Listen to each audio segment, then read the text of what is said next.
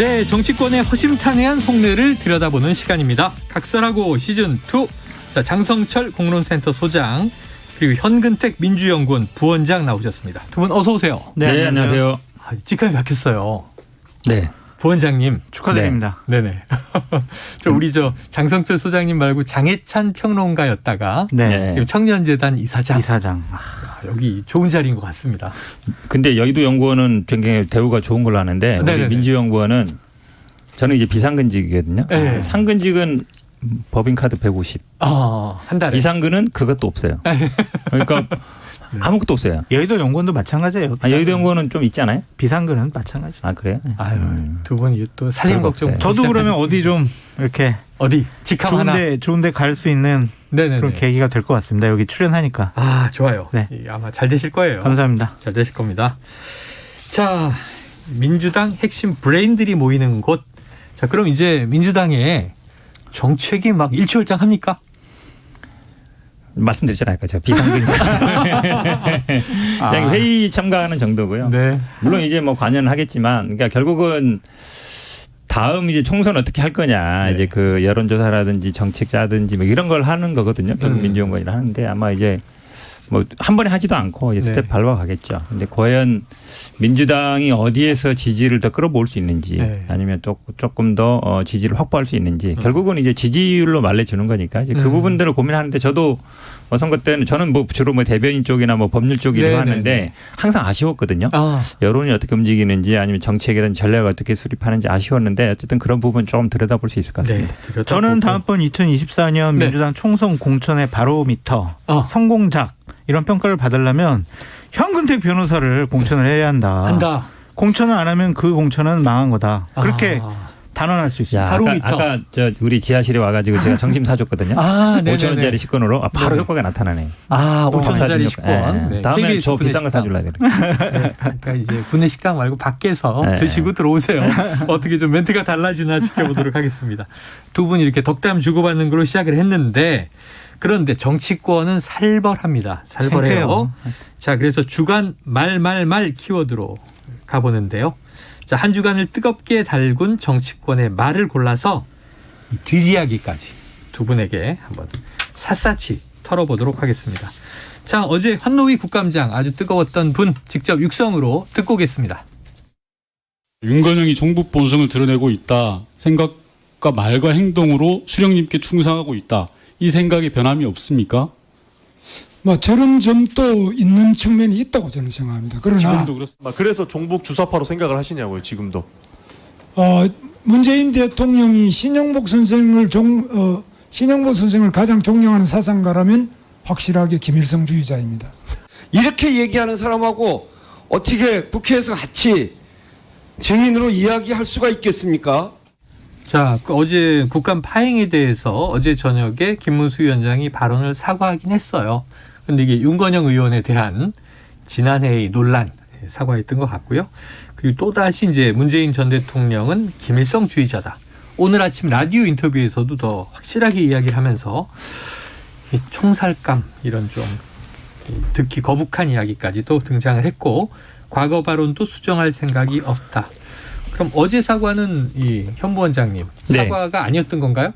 그러니까 아시겠지만 이제 어제 그 윤건영 의원에 대해서 뭐 수령께 충성한다. 그 부분은 이제 사과를 했는데 그건 오전의 일이고 그래서 이제 넘어가나 한 거죠. 그런데 오후에 나온 얘기가 문재인 대통령이 김일성주의자다. 얘기가 나왔고 예전에 이제 문재인 대통령 총살감이다라고 얘기한 적이 있는데 오늘 아침 라디오 나와서 또 총살감이라고 생각한다.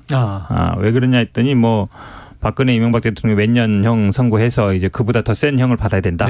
이 얘기를 하는 건데. 근데 이분이 이제 위치가 결국은 이제 경산호위 위원장인데 이분이 뭐 저도 사실은 학교 다닐 때는 이분 뭐 연설도 많이 들어보고 따라다니고 했어요. 예전에 뭐 노동운동도 하시고 이랬는데 사회주의 운동에 가까운 사람이었죠. 사회주의자라고 했는지 모르겠지만. 그러니까 어쨌든 좌측에 있던 사람이에요. 있던 사람인데 완전히 이제 이쪽으로 넘어왔잖아요. 우측으로 넘어왔는데 그러니까 다른 분들은 다 옛날 본인 기준으로 다 판단하는 거예요. 예전에 뭐 학생운동 했으면 다 주사파고 또 신영복 선생 뭐 존경하면 신영복 선생 존경하는 분 많죠. 저도 존경하는데 뭐 책도 많이들 읽고. 그렇죠. 책도 내고 저는 항상 처음처럼 소주 마실 때마다 이 생각해요. 신영복 채잖아요. 근데 그런 분을 존경한다고 해서 김일성주의자다 이러버리면 사실은 더 할 말 없죠 뭐. 네, 할 말 없어서 총살감이다. 저는 빨리 이거 사퇴해야 된다고 봐요. 다른 방법 없어요. 자, 찐 보수 우파 패널입니다. 그러면은 장 소장님은 어떻게 들으셨어요? 저는 문재인 대통령을 반대하고 문재인 정권이 여러 가지 잘못을 많이 했다라고 생각하는 사람이지만 이렇게 공산주의자, 종북주의자, 뭐 수령님께 충성하는 사람 이런 식으로 공격하고 지적을 하는 것이 이거는 대단히 잘못됐죠. 왜냐하면 그러면 김일성주의자, 공산주의자 밑에서 우리가 문재인 정권 5년 동안 보냈잖아요. 윤건영 의원은 국정상황실장 했단 말이에요. 말과 행동으로 수령님께 충성하는 사람이었다면 그러면 우리나라 중요한 정보들 다 북한으로 넘어갔다라고 볼 수밖에 없잖아요. 과연 그랬겠느냐. 이것은 거리에서 또한 유튜브에서 이렇게 김문수 위원장께서 했던 과거의 얘기들인데 상당히 부적절하고 좀 과격하죠. 본인 생각이니까 자유롭게 자연인일 때는 얘기할 수가 있어요. 그런데 이렇게 정부의 중요한 직책을 만드는 사람이 공인이 됐고 이런 생각을 계속 유지한다라는 것은 적절해 보이지 않고 저는 기본적으로 과거의 눈으로 현재와 미래의 노사 정책을 제대로 김문수 위원장이 담당할 수가 있느냐. 그래서 전 처음부터 좀 부적절한 인사가 아니었느냐 그런 생각이 좀 인사 들었습니다. 자체가 부적절했다. 네. 자, 그런데 이제 벌써 이제 사퇴 논란 어제 퇴장을 당했고요. 네. 사퇴 논란에 휩싸였는데 사퇴를 안 하고 그냥 간다. 그럼 지금 경사노위의 뭐 이 업무가 문제가 아니라 색깔론이 계속 이제 정치권에서 시끄럽지 그렇죠. 않겠습니까? 노동계와 이제 재계도 그렇고. 그럼 윤석열 대통령 인사권자는 어떻게 해야 된다고 보세요? 뭐 저는 뭐 당연히 사임을 하든가 사임을 받아야 된다고 보는데 이제 그렇게 할 것이냐 그 생각이 드는 게 저는 안 할 것 같아요. 왜 그러냐면 기본적으로 이분이 뭐 과거에 노동운동을 했기 때문에 그 경험을 살려서 했다 그러지만 그거보다 그 이후에 변화된 모습은 우리가 다 봐왔거든요. 태극기 집회도 나오고 아니고. 그렇죠. 유튜브에서 했던 얘기들을 대부분 알고 있는데 그럼에도 불구하고 임명을 했단 말이죠. 임명을 했고 사실은 어찌 보면 예전에 우리가 김대중 대통령이 뭐 한 몇십 년 동안 시달렸던 게 색깔론 빨갱이 배타령이잖아요. 결국 막 검증대회도 하고 이랬는데 그게 어찌 보면 지금 윤석열 대통령이나 이런 분들이 보기에는 민주당을 공격하기에 좋은 소재로 생각할 수도 있을 것 같아요. 그리고 실제로 그런 것 같고. 왜냐하면 보수 유튜버들하고 친하게 지낸다는 얘기는 굉장히 많이 돌거든요. 들고 있으면 결국은 생각이 본인도 그런 거 아닌가 비슷하게 생각하는 거 아닌가라는 생각이 들어서 현재 지금 뭐 북한과의 관계도 보면 좀 그렇게 강대강으로 계속 가고 있거든요. 상종 못할. 그걸 어찌 보면 연장선에서 보면은 국내 정치로도 저는 활용을 할 것이다라고 보기 때문에 이 색깔론을 제기하고 단순히 이런 것들이 한 개인의 생각은 아닐 것 같다. 이런 생각이 들어요. 일종의 득이 된다라고 판단할 수 있다. 그렇게 보십니까? 득이 되지 않죠. 과연 적절한 인사냐라는 것으로 봤을 때는 적절하지 않다라는 의견이 좀 더 많은 것 같고 저부터 그렇게 생각을 하고요. 김문수 위원장이나 윤석열 대통령 같은 경우에는 노조에 대해서는 상당히 강경한 여러 가지 얘기와 모습을 보여오지 않았습니까? 그래서 노조를 확 바꿔버려야 된다라는 평소에 소신을 갖고 있는 김문수 전 의원을 이번에 경사노위 위원장으로 임명을 하신 것 같은데 경사노위 같은 경우에는 노조, 사용자, 뭐 여러 뭐 다른 단체들과 공익, 그리고 정부, 이런 쪽과 대화 타협 조정을 해야 될 위치거든요. 근데 지금까지 하신 얘기들을 보면 되게 편협하고 편견된 시각을 갖고 계신 것 같아요. 저는 민노총이 개혁돼야 되고 부적절한 일 많이 했다고 생각을 하지만 민노총 때려잡자 이런 식으로 해서는 경사노위 위원장으로서 활동을 제대로 할 수 없을 거예요. 그래서 본인의 생각을 좀 바꾸시든지 아니면은 바꾸시지 않으면 사람을 바꿔야지 제대로 경사노위가 운영될 수 있다라고 보여집니다. 이분이 노조에 대해서 얘기한 거 보면 뭐 머리부터 세탁해야 된다 말보다 뭐 자살 특공대다 뭐 이런 얘기까지 했었거든요. 심지어 이분이 이제 노동 운동까지 했던 분들인데 굉장히 많은 분들이 돌아가셨죠, 많이. 극단적인 선택을 하시고 가족들도 또 그렇고. 근데 이런 표현은 좀 너무 그렇죠. 본인이 노조 운동을 했음에도 불구하고 이제 완전히 이제 반대편에서 어찌 보면 이제 그런 일을 하고 있어서 이런 분이 사실 경사노위가 아시겠지만 뭐 사용자, 노동자, 정부 간의 대타협을 이루는 곳이잖아요. 임금 협상이라는 걸 하는 건데 이런 생각을 갖고 있는 분이 한다 그러면 그 타협이 되겠습니까? 오히려 지금 이분이 딱 나오면서 굉장히 시끄러워지고 있거든요. 분쟁이 커지고 있고 이거에 대해서 예를 들어서 정무적인 판단을 하신다 그러면 과거에는 그랬지 모르겠지만 어쨌든 내가 이 경선호 위원장이 됐으면 앞으로 그런 것들은 뭐 자제하겠다든지 네. 이렇게 가야 기본적으로 예. 대화가 되고 타협이 될 거잖아요. 나는 뭐 지금도 똑같다 그래버리면 뭐 그럼 어떻게 뭐 타협을 하겠어요. 자, 지금 안 이제 되는 두 거죠, 분 기본적으로. 이야기에서 조금 흥미로운 대목은 오히려 이제 야당 측인 우리 현 부원장이 이거는 의도가 있는 인사다. 쓰임새가 있다. 이렇게 보시는 거고 찐 보수 우파 패널인 우리 장 소장님은 네. 아 이거 우리 보수 진영 또 윤석열 정부에 득이 안 된다. 안 되죠. 라고 이제 보시는 입장인데 자 그렇다면 이제 장 소장님 네. 워낙 정보통이시니까 이 김은수 위원장이 경기지사 출신이니까 그렇죠. 이 김은혜 후보가 경기지사 후보로 선거 유세할 때도 이제 네. 얼굴을 보였어요. 그런데 이번에 경산호위 위원장을 누군가 인사 추천하지 않았겠습니까?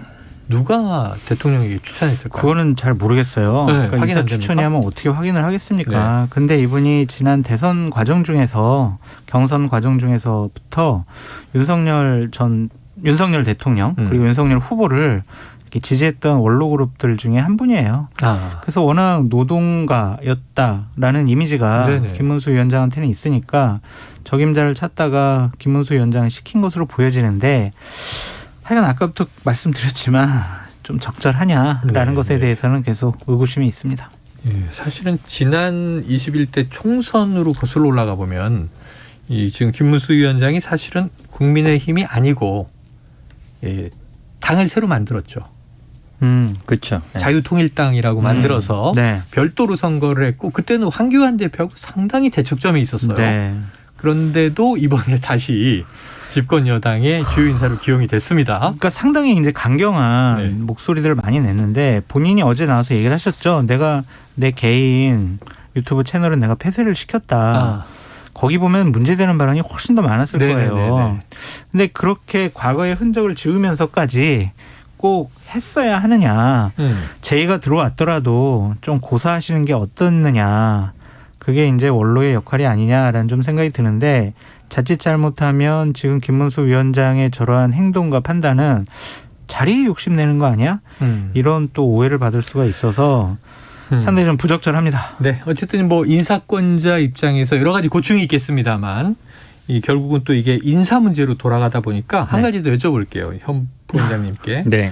이게 지금 5조 5천억 원의 공제기금을 운용하는 건설 공제조합입니다. 이게 규모가 있는 우리나라 또 건설 산업 규모가 크죠. 이 이사장의 사퇴 요정 별명입니다. 사퇴하세요. 최영일 앵커님. 아니, 왜 이걸 문제 삼습니까? 사퇴하세요. 그런 탁한 목소리가 아니에요. 아니에요? 굉장히 청량감 있는 목소리세요. 죄송합니다. 그리고 혈서 또 유명한 이은재 전 의원 최종 이사장 후보로 이제 낙점이 됐다는 보도가 나왔는데 연봉은 한 이제 4억 원 가량이라고 하고요. 자, 이 공제조합이 낙하산 인사하지 않겠다. 이번에는 공모다. 그 공모인데 이런 결과가 나온 걸 보면은 이 인사 추천이 있었던 거 아닐까요? 이 현 부원장님 어떻게 보세요? 그러니까 한마디로 얘기하면 이제 짜고 치는 고스톱 아니냐 이 말인 네. 거죠. 왜냐하면 뭐 공모를 했다 그러는데 사실은 공모를 한다 그러면 낙하산 이제 아닌 방식으로 할 것 같았는데 결론은 네네. 똑같잖아요 지금. 네네.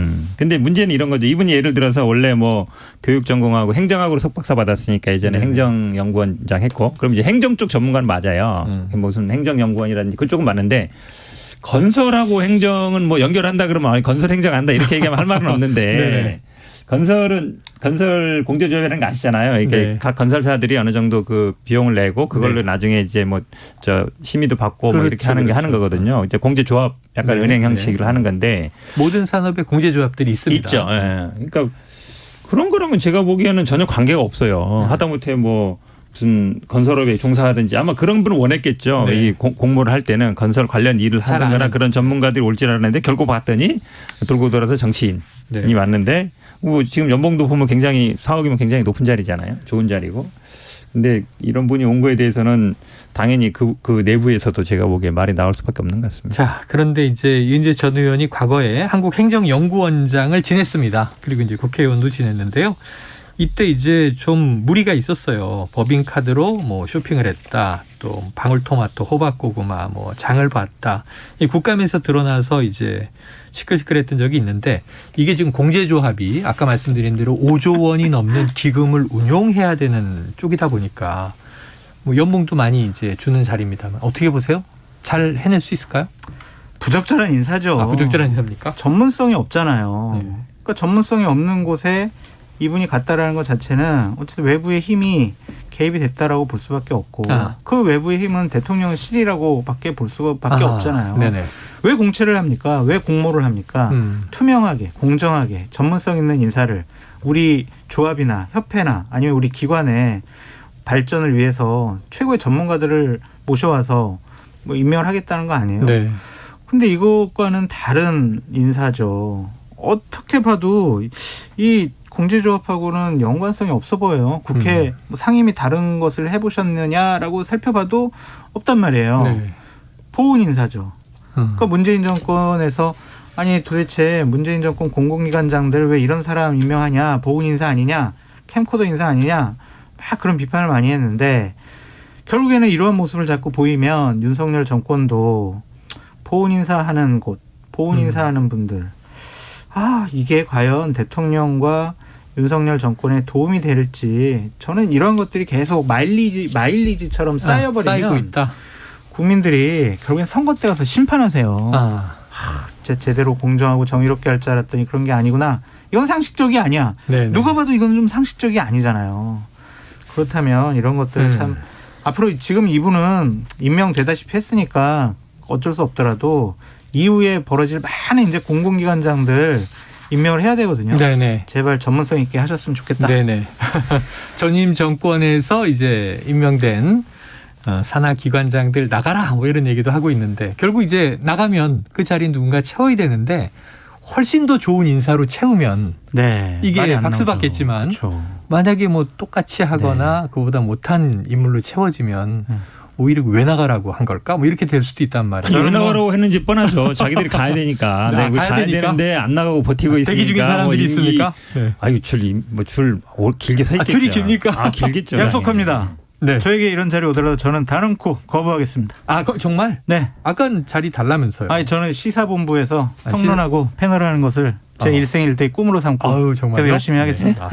자, 청취자 여러분들이 지금 직접 듣고 계십니다. 네. 청취자분들 지금 응원 문자 많이 오고 계세요. 지금 여러분께서는요. KBS 1라디오 최영일의 시사본부 지금 각설하고 시즌2 장성철 공론센터 소장 현근택 민주연구원 부원장과 이제 함께 이야기 나누는 걸 듣고 계신데요. 청취자 5938님 최영일의 시사본부 현근택 부위원장님 파이팅. 감기 조심하세요. 감사합니다. 네. 또 이게 김한수님은요. 장성철 소장님 요즘 너무 바빠서 그런지 피곤해 보이세요. 힘내세요. 응원합니다. 너무 감사합니다. 예. 응원이. 여기 뭐 이런 것도 있네요. 장성철 네가 패널이냐 그만둬라 막 이런 얘기도 있고. 그래요? 네. 저는 그런 건 잘 안 보여서 네네네 선택적으로 봤습니다만 그런 것만 너무 눈여겨보지 마세요. 자꾸 위축돼요. 저보고 잘생겼다는 분이 있어요. 아니 저는 이분을 현 부원장님이 그런가? 심은 분 아닌가 싶은 게 설마 타 방송까지 여러 방송에서 심지어 현 부원장이 출연 안 하실 때도 현 변호사님 잘생겼다 막 이런 얘기도 나와서 네네. 근데 시청자 애청자 여러분께 제가 말씀을 드리면 저는 현근택 변호사님하고 방송 많이 하고 맨 얼굴 많이 보잖아요. 네네. 진짜 잘생겼어요. 정말. 네. 덕담을 해주셨습니다. 진짜 잘생겼어요. 아니 나가다가 커피도 사드려야 되겠네. 좀 여야 정치가 이렇게 훈훈했으면 좋겠구만요. 자, 두 번째 주간 말말말로 가보겠습니다. 정진석 국민의힘 비대위원장 최근 논란이 된 발언에 사과 대신 이런 말을 남겼습니다. 듣고 오겠습니다. 그러니까 좀 제발 좀 그 진의를 호도하고 왜곡하면 안 된다. 역사 공부들 좀 해야 됩니다. 예? 그건 식민사관이 아니라 역사 그 자체예요. 제발 공부들 좀 하십시오. 자, 이게 여권 내에서조차 이거 좀 사과해야 되는 거 아니냐. 심지어 유승민 전 의원은 사퇴 얘기까지도 거론이 됐었는데 사과는 하지 않았고 역사 그 자체이니 공부들 좀 하시라. 자, 언제부터 이제 역사 전문가였나 뭐 이런 이제 또 성토도 나옵니다만 대한민국에서 공부 좀 해라 이렇게 얘기할 때는 좀 싸우자는 말로 들리지 않습니까? 그렇죠. 그러니까 네가 뭐 아니 현대사 부분은 사실은요 지금 약간 기성세대보다 젊은 분들이 훨씬 많이 배워요. 네. 이 교과서가 완전히 바뀌었거든요. 예전에 우리가 역사책 공부하다 보면 막 조선시대 고려시대 하다가 현대사 보면 그냥 넘어가 버리잖아요. 요즘은 짧았어요. 예. 현대사가 따로 과목도 있기도 해요. 책도 따로 있고. 건국됐다 끝. 그렇죠. 왜냐면 중요하거든요. 현대사를 어떻게 볼 것인가. 근데 기본적으로 젊은 분들은 아마 이해 못할 거예요. 이런 식으로 바라보는 거. 기본적으로 약간 이제 가해자 입장이거든요. 그러니까 당연히 우리 입장에서 봐야 되는데 일본 입장에서 보는 거죠. 근데 저는 윤석열 대통령이 좋아하실 것 같아요. 윤석열 대통령도 지난번에 이 땡땡 나왔을 때 절대 사과 안 했잖아요. 인정도 안 하고 뭐 다른 거다 뭐 이 사람이다 얘기도 하고 뭐 얘기하면 갔는데 지금 정진석 비대위원장도 비슷해요. 내가 뭘 잘못했냐. 맞는 말을 했는데 니들이 잘 못 알아들은 거야. 그러니까 공부 좀 해. 나는 잘 알고 있으니까. 근데 정치인이 국민들한테 뭘 이렇게 공부해라. 알아라. 나는 잘 알고 있는데 당신들이 모르는 거야. 그거는 좀 아니거든요. 기본적으로 국민들이 지지라든지 생각을 받는 것이지 그렇게 약간 가르치려 들고 뭔가 고압적으로 뭔가 자기 생각을 강요하려 들면 당연히 거부감 생겨요. 근데 이런 말을 해도 사과도 안 하고 그냥 나는 옳다 이러면 윤석열 대통령이 사랑하시겠죠. 그래서 지금 최근에 뭐 역사 전문가 많은 분들이 있고요. 요즘에 또 뭐 일타 강사 이렇게 불리는 청소년 또 청년층에 어필하고 있는 이제 스타 역사 강사들도 있어요. 최태성, 뭐 한현필 이런 분들이 있는데 이 정진석 비대위원장 발언에 대해서 또 이야기를 했어요. 이게 세뇌된 친일이다 이런 비판을 또 내놨습니다. 이 공부는 누가 해야 하는 것이냐. 자, 그러면 찐 보수 우파 패널인 우리 장 소장님. 저는 최태성, 한현필 이 스타 역사 강사들의 주장에 대해서는 그렇게 동의하지 않아요. 동의하지 않는다. 네, 이분들의 역사관도 제가 별로 동의하지는 않아요. 하지만 정진석 비대위원장의 이런 발언과 대응, 해명 그리고 국민들 앞에서 소리치고 인상 쓰고 주장하는 것들은 상당히 부적절하고 잘못됐다라고 생각이 듭니다. 본인은 식민사관은 아니라고 하지만 본인이 페이스북에 처음 썼던 글들은 전형적인 식민사관이고 가해자 논리예요. 그러니까 우리가 우리 스스로 나라를 지탱하거나 유지할 능력이 없기 때문에 일본이 와서 우리나라를 강제적으로 병합시켰다. 이런 논리 아니겠습니까? 그렇게 얘기를 한다면은 우크라이나, 러시아의 침공도 그러면은 러시아가 침공하는 게 그렇게 큰 잘못이 아니다라고 생각할 수밖에 없어요. 이분 논리대로 하면. 그냥 좀 무기력한 나라들은 막 침탈해도 된다. 왜냐하면 우크라이나 같은 경우에는 친러파와 친우크라이나파들이 막 싸워가지고 내부에서. 상당히 뭐 갈등과 혼란을 겪어서 나라가 제대로 운영이 안 됐다. 이런 얘기도 있지 않습니까? 근데 이러한 식민사관은 상당히 위험하다라고 볼 수밖에 없고 본인이 한번 내뱉은 말을 계속 주워 담거나 사과하거나 해명을 제대로 못하니까 또 신경질 내잖아요. 가소롭다. 가소롭다. 그리고 막 화를 내요. 반말로. 이런 것은 공부해라. 집권여당 당대표로서 상당히 부적절하다라고 말씀드릴 수밖에 없고요. 잘못한 것에 대해서 시인하고 반성하고 그런 것도 상당히 용기다라고 말씀드립니다. 우긴다고 억지 쓴다고 국민들이 이해해 주지 않습니다. 근데 이제 일부에서 잠깐 다뤘는데요. 저희가 깊이 들어가지 못했는데 정진석 비대위원장이 발언 수위는 말씀하신 대로 좀 이게 화내는 듯 높아져 왔는데 TK 지역에 가서는 자, 부족한 모습을 보여서 송구하다 이렇게 고개를 숙이는 모습이었어요. 요건 어떻게 해석하면 돼요? 이분 뭐 전당대회 나오고 싶은가? 뭐 이런 생각도 좀 들어요. 정치적인 제스처다? 기본적으로 왜냐하면 이제 비대위원장으로 끝날 거라는 게 대부분의 생각인데 지금 누구 뚜렷한 주자는 잘 없거든요. 그럼 누가 과연 이제 주도권을 잡을 거냐 아니면 누가 좀 근데 비대위원장 직책은 당대표이기 때문에 계속 언론의 주목을 받습니다. 그럼 이제 TK라는데 어쨌든 보수의 심장이고 여기서 지지를 받아야만이 당대표 도전할 수 있다고 생각하기 때문에 그럴 것 같은데 저는 뭐 우리 장 소장의 말에 100% 동의해요. 왜냐하면 우리가 어떤 사건이 벌어졌을 때 예를 들어서 우리 어떤 범죄가 벌어지면 예를 들어서 뭐 절도가 사건이 있었다. 걔가 자물쇠를 잘 안 잠갔어. 문을 열어놓고 나갔어. 어떤 성범죄 일어나면 옷을 좀 이상하게 입었어. 그건 기본적으로 피해자를 탓하는 거거든요. 아니 예를 들어서 문이 열렸다 해서 다 훔쳐가는 게 아니잖아요. 그렇죠? 그게 지금 또 마찬가지처럼 우크라이나도 마찬가지예요. 딱 가운데 강 사이로 두고 이제 친러와 반러끼리 싸우는데 그렇다 해서 러시아가 침략하는 건 안 된단 말이죠. 근데 이건 마치 이제 제3자의 다른 나라 사람처럼 그러니까 일본 분들이 이렇게 얘기할 수 있죠. 그러니까 최태성 강사도 그런 거 아니에요. 이완용 얘기랑 똑같다. 그 당시 이완용도 우리 스스로 지킬 힘이 없으니까 러시아든 뭐 청나라든 의탁해야 되는데 그래도 일본이 두 나라 다 이기고 힘이 있으니까 우리 일본한테 의탁한 거 아니냐 이거거든요. 논리가 기본적으로. 똑같은 논리에서 저는 이거를 빨리 사과하시는 게 맞는데 뭐 사과 안 하고 버티신다면 그냥 가는 거죠 뭐. 이거 제가 궁금해서 장 소장님한테 이제 여쭤보려고 그랬던 게 있어요. 네. 자, 유승민 전 의원이 이거 천박한 발언이다. 사퇴하라 이런 주장 내놨잖아요. 굉장히 세게 발언했다. 그러니까 아까 현 부원장님 얘기처럼 전당대회 나오는구나 뭐 이런 얘기를 한단 말이죠. 해석을. 그런데 이게 윤상현 의원이 갑자기 주목을 받는 게 그야말로 가관이다. 약점이라도 잡았나. 정진석의 실수는 유승민의 기회가 아니다. 유승민 전 의원을 또 공개 저격을 한 상황이에요. 그러다 보니까 윤상현 의원의 발언이 어떻게 해석해야 됩니까? 윤상현 의원은 신윤핵관이죠. 신윤핵관 네, 맞다. 신윤핵관이기 때문에 이분의 발언에 대해서 우리가 약간 그 관점에서 판단해 봐야 될 것 같다는 생각도 들고 본인은 이제 전당대회 나오고 싶어 해요. 그런데 당대표가 아니라 최고위원회 나오고 싶어 합니다. 그래서 본인의 존재감을 그러니까 예를 들면 지도자급 인사들을 공격함으로써 본인의 존재감을 드러내려는 의도도 있다. 왜냐하면 얼마 전에는 김기현 의원에 대해서도 비판했잖아요. 안철수 위원장에 대해서 비판을 하니까 김기현 의원 당신은 잘못한 거다라고 얘기한 것처럼 지속적으로 지금 당대표급 지도자급에 대해서는 언급을 할 거예요. 그래서 그거는 본인의 아주 정치적인 미래와 관련되어 있다고 생각을 하기 때문에 뭐 특정하게 누구 뭐 편을 든다기보다는 신윤핵관의 입장에서 자신의 존재감을 드러내기 위한 하나의 퍼포먼스를 하고 있다. 얼마 전까지는 장 소장님한테 전화 올 것 같아요. 왜냐하면 실제로 최고위원 나가고 싶은 분들도 끝까지 당대표 나간다고 해요. 거의 마지막 순간에 당대표하고 어느 정도 이제 조율이 되면 이제 뭐 러닝메이트로 나가든지 이러면서 마지막에 그 카드를 까는데 벌써 까버리면 뽀록 나잖아요. 윤상현 의원이 왜 그러냐면 2016년하고 2020년도에 본인이 공천을 못 받았어요. 맞아요. 무소속으로 출마했잖아요. 그래서 이분은 2024년도에는 나는 무조건 내 공천은 내가 책임질 수 있는 지도부에 입성을 하겠다. 그 생각이거든요.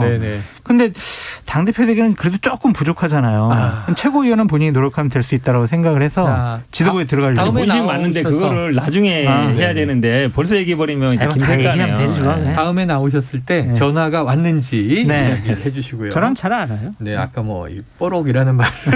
그래 죄송합니다. 표준어로 이제 발각.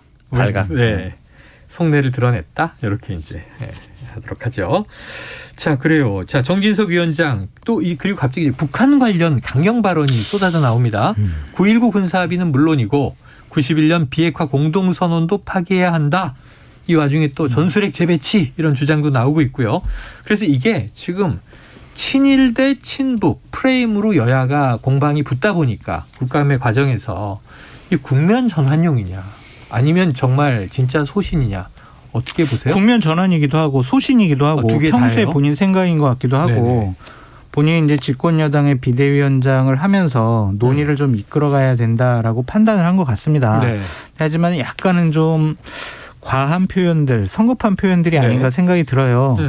집권 여당의 당대표다운 그 자리에 무게감을 느껴야 한다라고 저는 말씀을 드리는데 이렇게 단정적인 표현을 하면 안 돼요.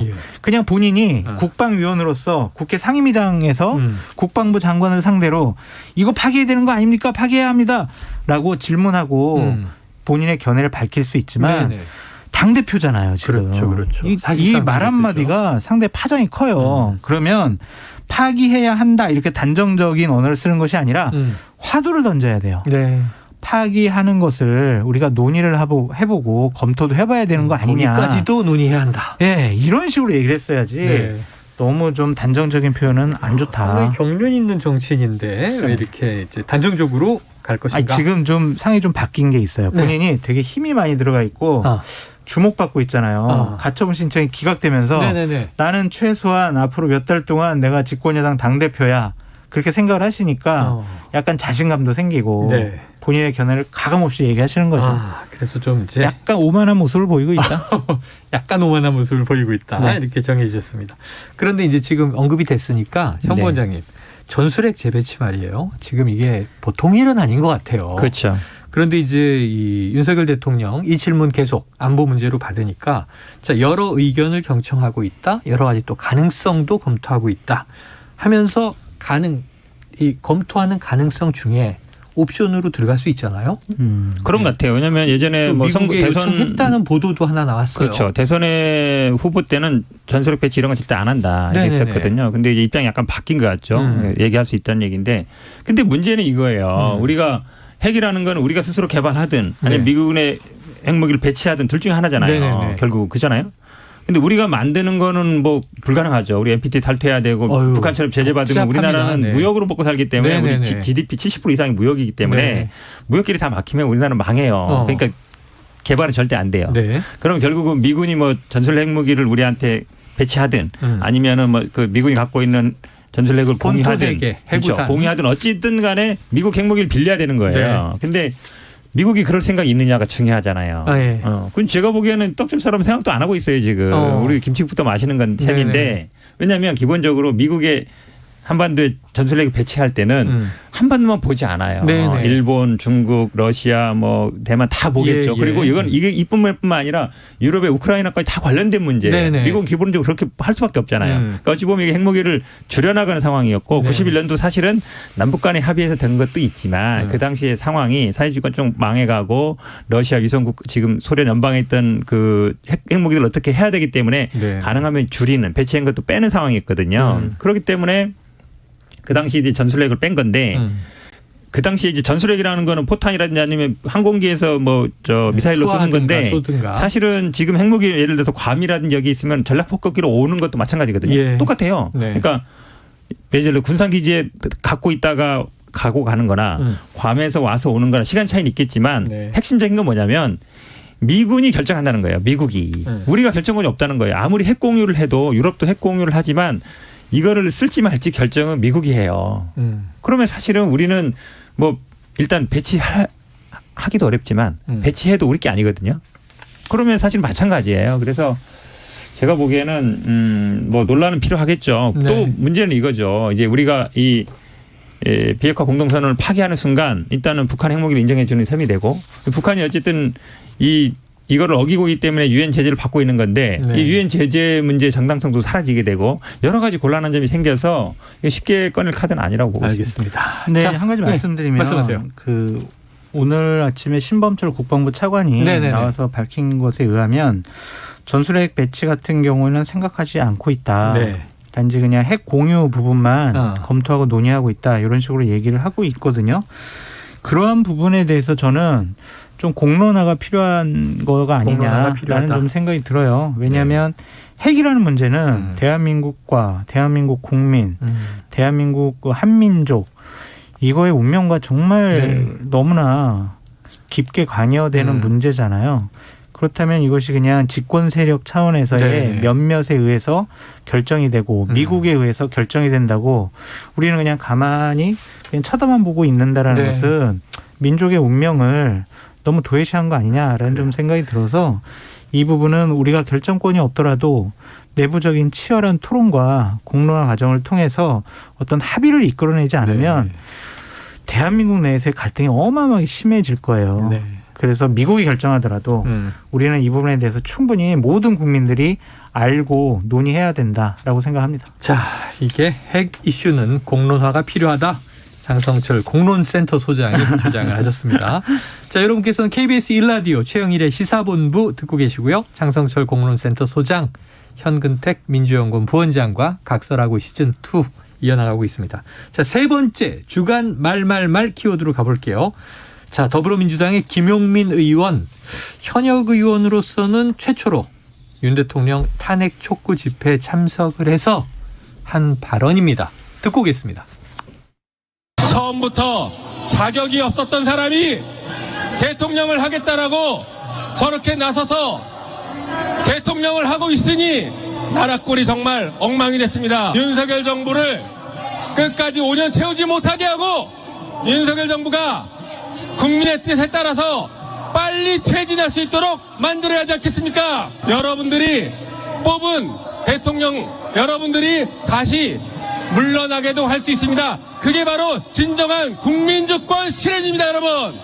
네, 자, 임기 채우지 못하게 빨리 퇴진하게 만들어야 한다. 자, 본인도요, 또 민주당도요, 이제 선을 긋고는 있습니다만 이 발언은 그냥 탄핵으로 연결되는 거 아니냐?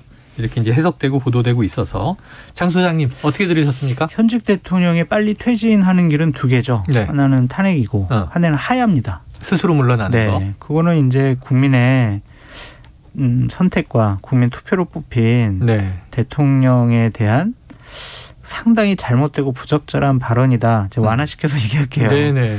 그런 발언이다라는 좀 생각이 들고 이 부분과 관련해서는 민주당 진영에 계시는 분들도 상당한 수준으로 비판을 하고 있더라고요.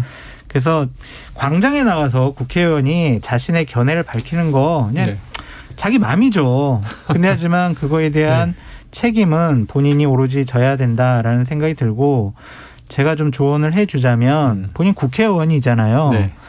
정권을 바꾸고 싶잖아요. 그럼 5년 동안 열심히 국회에서 국회의원으로서 활동을 하고 네네네. 그래서 국민들한테 인정을 받고 2027년에 국민의 투표에 의해서 정권을 바꾸는데 본인이 노력을 하면 되지 광장에 나가서 소수의 강력한 지지자들 앞에서 선전선동을 하는 것은 민주당에게도 좋지 않고 김용민 의원 본인에게도 좋지가 않다.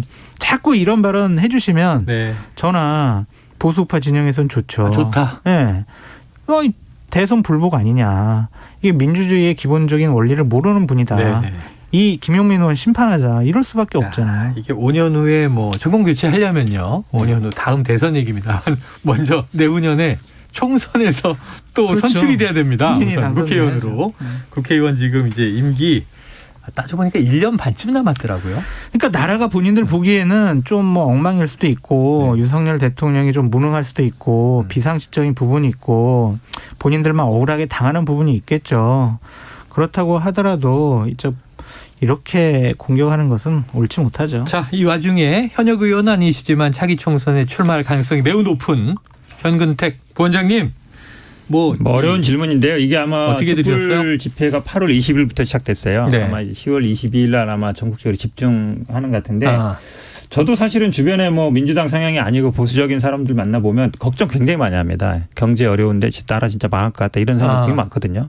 근데 경제가 이렇게 어려운데도 또 남북과 뭐 미사일 쏴대고 이러고 있어요. 네네. 그러니까 사실은 경제하시는 분들은 다 사업하시는 분들의 심리거든요. 네. 근데 이게 불안하면 사실은 안 됩니다. 뭐든 안 되는데 다들 이제 걱정하고 있어서 과연 물론 이제 지금 뭐 탄핵을 꺼낼 때냐 이런 얘기를 할 수 있지만 좀 제대로 했으면 좋겠다. 그런 얘기예요. 기본적으로. 외교든 국방이든 좀 안에 경제 문제든 사실은 지금 지금 뭐 엊그제 뭐 이자율도 올랐지만 물론 이자는 뭐 우리나라만 오르는 건 아닙니다만 뭔가 그럼 대책을 만들고 경제적인 위기를 돌파할 만한 뭐 신뢰를 보여줘야 되는데 그런 거 별로 없어요. 지금 뭐 계속 미사일도 제가 그때 그랬잖아요. 이거 유류 재상도 떨어진 것 같다고 다 은폐했다가 보니까 유류 재상도 떨어졌잖아요. 근데 또 지금 뭐 우리 이제 현무는 못 쏘니까 에이테킴 쏴야 되는데 그것도 지금 제대로 안 된다는 거잖아요. 그럼 그 중에 하나가 보수 정권이라는 기본적으로 안보라든지 이렇게 말폭탄 뭐 전술핵 이런 거 얘기하지 마시고 있는 무기라도 좀 제대로 써라. 뭔만 되면 민주당 핑계 대지 말고 지금 뭐 인권 이상 된 것도 문재인 정부에서 못했어요. 미사일도 실패하니까 이거 문재인 정부 때 만든 거예요. 그때도 실패했어요. 제발 그러지 말고 만약에 전쟁 나도 그러면 이거 문재인 정부 때 준비 못했어요. 이렇게 할 거예요. 좀 전 정권 탓하지 마시고 제대로 좀 해서 국민들이 안심할 수 있게 해달라. 그렇지 않으면 아마 10월 20일 날 아마 국민들이 많이 모일 겁니다. 그럼 당연히 그런 압박 들어가는 거예요. 국민들은 뭐 많이 모이시겠죠. 네네. 민주당 지지하는 분들은 많이 모여서 세를 과시하자 그렇게 할 텐데 그게 과연 적절한 것이냐라고 좀 생각해 볼 수밖에 없고 제가 우려스러운 거는 김용민 의원의 이런 발언이 본인의 개인적인 생각만이 아닌 것 같다. 그러니까 민주당 지도부들도 이런 얘기들을 많이 했어요. 박홍근 원내대표라든지 김민석 의원 같은 경우에도 박근혜 정부 뭐 탄핵된 거 봐라. 니들도 탄핵당할 수 있다. 곧 끝날 수 있다. 이런 식으로 지도부에서 얘기를 했거든요. 그러한 것에 대한 공감대가 김용민 의원으로 이렇게 공개적인 육성으로 나온 것이 아니냐라는 좀 생각이 듭니다. 아니 근데 그거는요. 대통령의 임기 아까 말씀처럼 탄핵이나 하야라든지 뭐 있는데 제대로 못하면 물러날 수 있죠. 임기 5년이 뭐 왕도 아니잖아요. 그러니까 사실은 잘못하면 국민들이 심판할 수 있는 거예요. 물론 선거로도 할 수 있지만 탄핵도 우리 예전에 했잖아요. 그게 뭐 대선 불복은 아닙니다. 절대. 그러니까 제대로 안 하면 국민들이 심판할 수 있다. 그게 민주주의 기본 아니겠습니까? 그러니까 헌법과 법률에 위반이 되는 중대한 행위를 하면 당연히 탄핵 당할 수 있죠. 근데 이렇게 무능하다. 이런 식으로 해서 물러나라, 하야해라, 탄핵해야 된다. 끝장내버리자. 지금 이제 이런 건 맞지 않죠? 정치인의 발언은 좋아요. 정쟁이다. 뭐 선동의 목적이 있다. 이렇게 치더라도 최근에 또 한 가지 이제 비슷한 논란의 연장선에서 이게 윤석열 대통령의 모교입니다. 이제 서울대학교에 최초로 이제 탄핵 요구 대자보가 붙은 게 보도가 됐어요. 서울대학교 이제 이 22학번 신입생이 본인 혼자 작성했노라. 2장의 대자보를 이제 붙였다는 건데요. 윤석열 차 탄압, 감사원 문자 이런 지적들이 담겨 있습니다. 근데 이틀 만에 사라졌어요. 다시 붙이겠다 이렇게 예고가 됐는데 이 대자보는 장 소장님 어떻게 보십니까? 저는 이런 대자보와 윤석열차 그 하트 만평, 풍자 만평 있지 않습니까? 그런 것들은 대통령실에서 정말 신중하고 진중하게 위기감을 느껴야 한다라는 좀 생각이 들어요. 이것을 뭐 떼버리거나 이것을 뭐 보복하는 차원에서 뭐 만화영상진흥원에 니들은 예산 안 줄 거야, 경고할 거야 이런 식의 반응은 결코 좋지가 않습니다. 당연히 권력은 비판받아야 되고 견제받아야 되고 풍자의 대상이 될 수밖에 없습니다. 이런 것들을 억지로 맞아서는 안 되는데 이러한 일들은 정권에 대한 민심 위반이 이게 심각하구나. 이게 낮은 수준이 아니구나라는 경고의 의미로 받아들여야지 너희들 왜 그랬어? 누가 붙였어? 찾으러 다녀. 이것은 결코 옳지 못해요. 그러면 정권 더 망해요. 왜냐하면 문재인 정권 때 전대협이라는 대학생 단체가 문재인 정권과 조국 전 장관에 대한 풍자 대자보를 학교마다 다 붙였는데 그 경찰이 잡으러 다녔었거든요. 떼버리고. 그렇게 대응해서는 결코 안 된다. 민심 위반에 대해서 정말 진중하게 생각해라.